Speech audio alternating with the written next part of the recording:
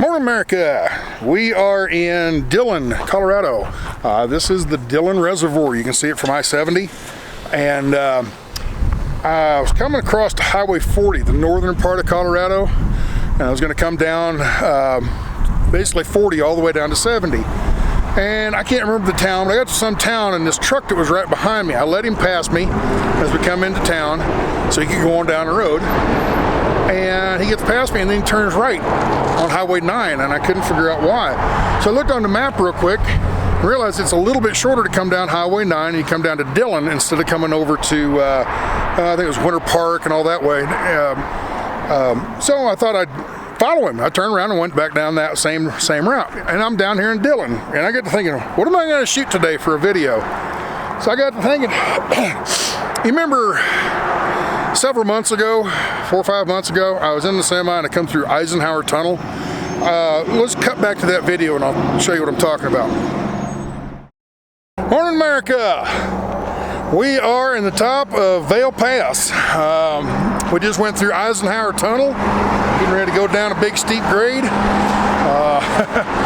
Here's what we just went under right there. There's the tunnel, there's the westbound and the eastbound tunnel, and there's the top of the pass. They've got a bypass, US 6, I think. You can get off on the other side of the tunnel. Before you go through the tunnel, you can go up over the top of this thing. It's a 2-lane road, but it's kind of windy and switchbacky and everything, so you don't want to go that way unless you absolutely have to. Well, why would you have to? Hazmat, or if you're too tall, or any kind of reasons like that. So, all right, with that said, you got the interstate comes up and goes through Eisenhower Tunnel, and it comes down just on the other side of this little hill here. It comes right down into town on the other side of the condos and stuff, and goes just basically just out of sight. You can't quite see it from here, but it's I-70, and it goes over there and goes through that little gap about right there. It goes in and curls and goes up toward Vail. The other route, if you're over height, overweight, over width, or have hazmat, you're not allowed to go through the tunnel. How do you go then? Well, there's a Highway 6, which is what this is right here. This is Highway 6. And it goes around and goes up over the top. Instead of going through the tunnel at about 12,000 feet, we go over the top. I've never went that way. So, like I said, I'm in the van. I can do things that I can't do in the truck. Let's do it.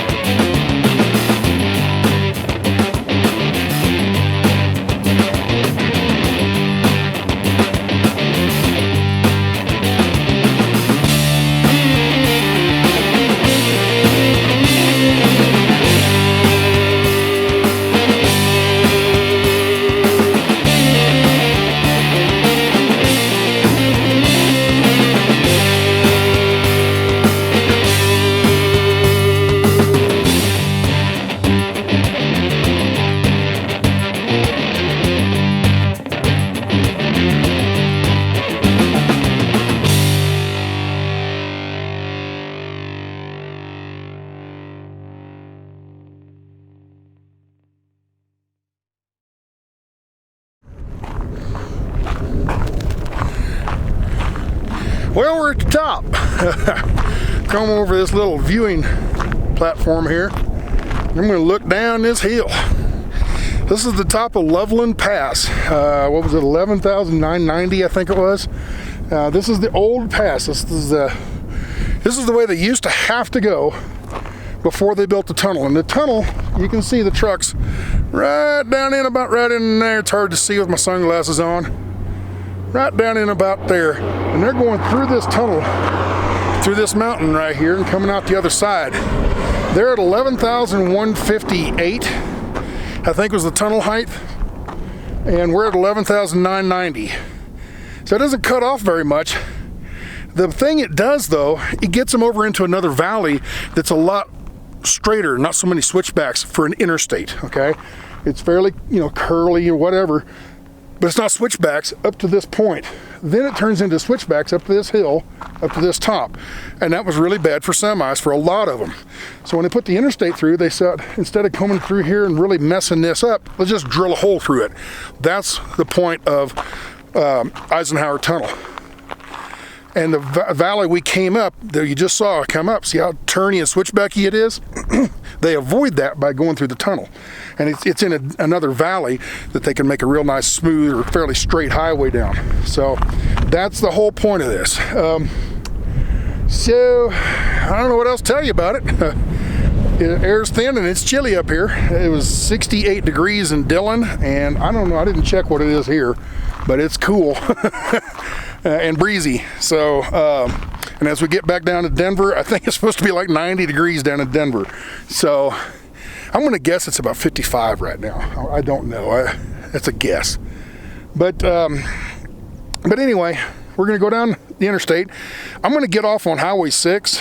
This is Highway 6, but on down the hill a ways, down on the interstate, Highway 6 goes, and it goes a different valley instead of the interstate. So I'm trying to use as little interstate as possible. I'm going to use Highway 6, and that'll take you down through, where's Coors Brewery? Forget the town. I know this. It just escapes me right at the moment. But anyway, we're going to go down through Golden, Colorado, through by the Coors factory, and go down into Denver, drop the drone off, and then I'm going to have to figure out something to do for a day, maybe 2 days. And I'll probably come up to the brewery and go through the tour of the Coors Brewery, maybe. That's a possible thing. I don't know. They also have the, what do you call it, the mint, the U.S. mint, where they mint coins and bills and everything like that, and that's one of them is in Denver there, and I think I might go try that. I don't know, these are just ideas. So, well, let's get in the car, truck, van, whatever, and let's go down these switchbacks. You can see them right over here. We're gonna go around the corner, and there's a switchback, and then there's a switchback, and way back into here, and then down through there and back to the interstate. So that's how we're going.